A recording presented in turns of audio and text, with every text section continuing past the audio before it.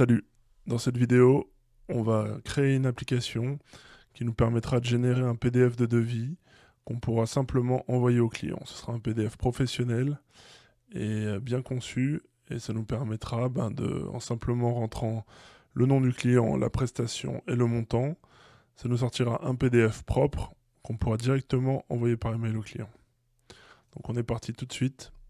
J'ouvre mon Visual Studio. On va créer un nouveau projet qu'on va appeler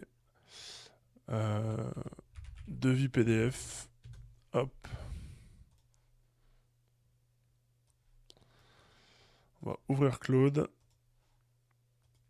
Et on va lui dire, je veux créer une app de devis, un formulaire simple où je rentre le nom du client, la prestation et le prix.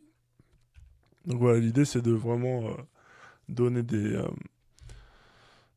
des instructions simples à l'IA. Et après, si vous voulez un truc, si vous avez une plus grande idée de ce que vous voulez, faut pas hésiter à détailler. Mais là, on a vraiment envie de faire simple et que ça fonctionne. Donc, je vais faire ça. Dire quand je clique sur générer, ça me sort un PDF propre que je peux envoyer par mail au client facilement depuis l'interface. Voilà.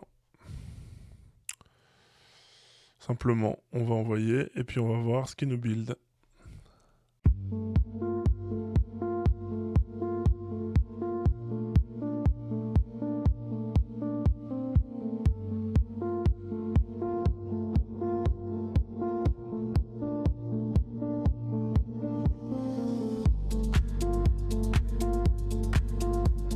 Ok, donc il a terminé. Il nous a fait une structure comme ça. Et du coup, il a utilisé Node.js. Je crois qu'il a utilisé le framework Next et Express. Donc, après, c'est pas très important de savoir qu'est-ce qu'il a utilisé comme techno finalement, parce que on a juste besoin de voir que l'app marche. npm start. Il y a juste à faire cette commande a priori. Et on va voir ce que ça donne.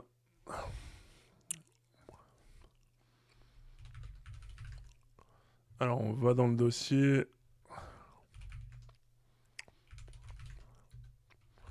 npm start. Et on a un bug.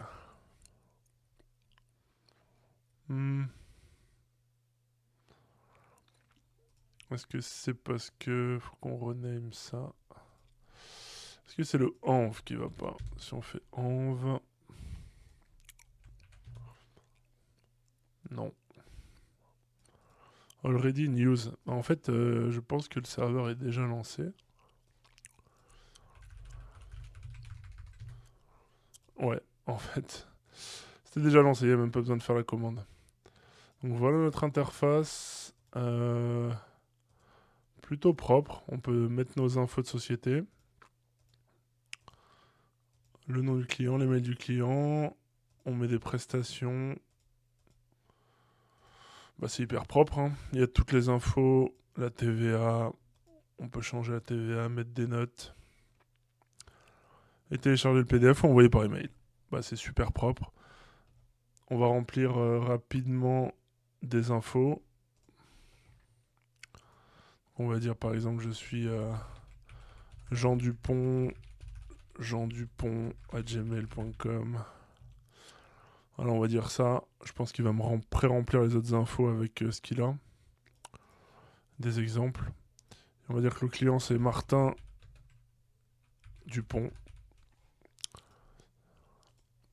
martin@dupont.com. Et en prestation, on va mettre par exemple des prestations d'avant l'IA, c'est-à-dire par exemple une création de site web vitrine, ça pouvait coûter 2400 balles hors taxe, une intégration CMS à 800 balles par exemple, et la formation pour la prise en main du CMS, on peut dire que c'est par exemple 2 heures à 150 par heure, ça fait 300. On met une TVA à 20%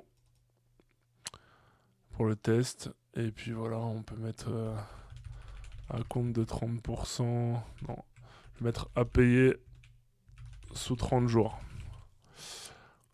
Voilà, on a créé notre devis. Et du coup, on va télécharger le PDF, on va voir si ça marche.